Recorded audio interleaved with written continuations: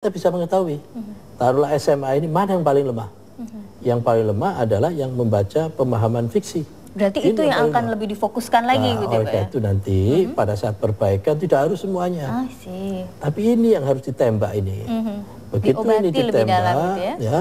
Ini nanti akan mekar ke sana, berarti hasilnya lebih bagus. Tapi ada juga sekolah yang semuanya jelek, ada juga. Itu jadi kalau semuanya jelek ya semua ditembak di situ. Matematika juga seperti itu, fisika juga seperti itu, biografi juga seperti itu. Jadi dengan peta ini itu ibaratnya kita bukan sekedar ronsen, bukan sekedar ronsen, tapi sudah RMI yang tingkat tinggi, sudah 600 slide. Penyempurnaan juga menjadi lebih efektif lagi ya dengan ada pemetaan seperti ini. Dan ini adalah salah satu contohnya saja yang digunakan ya. Berarti kalau bisa kita rangkum, berarti ada sekitar 4 ya Pak ya hal yang perlu diperbaiki untuk meningkatkan kredibilitas ujian nasional ke depannya. Yang pertama ada tadi kualitas soal, pelaksanaan teknis daerah, peningkatan kesadaran belajar peserta didik, dan juga hasil output UN yang belum dimanfaatkan. Bisa lebih dijelaskan lagi Pak, silakan. Jadi gini, yang namanya proses pembelajaran itu dikatakan sukses. Itu apa sih indikator-indikatornya? Nah, salah satu indikator yang paling penting itu kalau bisa menumbuhkan anak itu semangat belajar. Itu tumbuh kesadaran untuk belajar. Itu. Pertanyaan berikutnya lagi, bagaimana bisa membangkitkan kesadaran anak untuk belajar? Bagaimana caranya? Harus ada ujian tentunya ya. Dalam bahasa teknisnya harus diciptakan tantangan-tantangan. Trigger gitu ya? Trigger sebagai tantangan-tantangan tadi itu sekaligus persoalan. Itu jadi anak dihadapkan pada tantangan-tantangan. Bahwa ini loh masa depan saya. Kalau saya tidak melampaui, tidak bisa menyelesaikan tantangan ini. Kalau saya tidak mengantisipasi tantangan ini, jadinya seperti ini.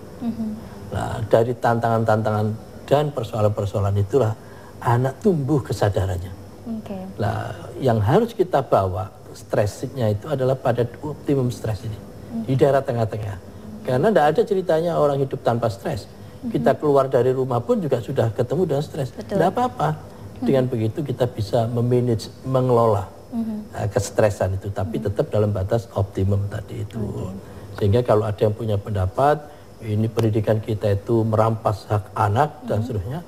Justru kalau anak itu kita berikan ke sayap kiri tadi itu, tidak punya tantangan tidak ini, dia hanya enjoy saja, maka justru sama saja dengan menjebloskan anak itu masa depannya tidak bertanggung jawab.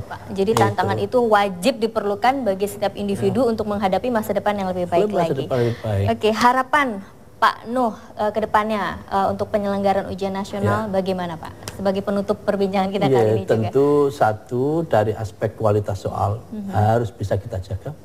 Teknis pelaksananya pun juga harus terkredibel. Jangan sampai ada keterlambatan dan seterusnya. Dan yang tidak kalah penting adalah hasilnya. Hasilnya tadi itu bisa dimanfaatkan untuk melanjutkan ke yang lebih tinggi. Bisa untuk pemetaan dan yang tidak kalah penting juga kita harapkan bisa meningkatkan semangat belajar adik-adik kita. Ada kesadaran di situ. Baik, Pak Nuh terima kasih banyak atas waktunya telah sharing bersama kita semua pemirsa Coffee Break mengenai hasil dari konvensi ujian nasional. Mari kita melihat secara jangka panjang manfaat dari ujian nasional dan jangan melihat dari sekarang saja, karena bagaimanapun juga apapun yang telah dilakukan pemerintah tentunya untuk mencerdaskan kehidupan bangsa dan memberikan kehidupan yang lebih baik untuk anak-anak penerus bangsa. Terima kasih sekali lagi Pak. Terima kasih. Oke, pemirsa Coffee Break jangan kemana-mana, saksikan terus program-program Coffee Break berikutnya.